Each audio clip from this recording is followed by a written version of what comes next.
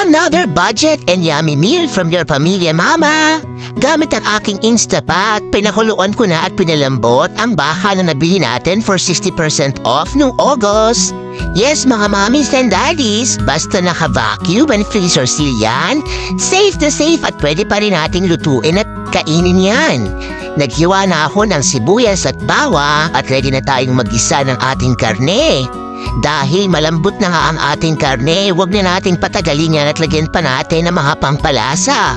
Gumagamit ako ng onion and garlic powder maliban pa sa fresh onions and garlics na nilalagay ko, pati na bouillon pampalasa nitong ating kaldereta.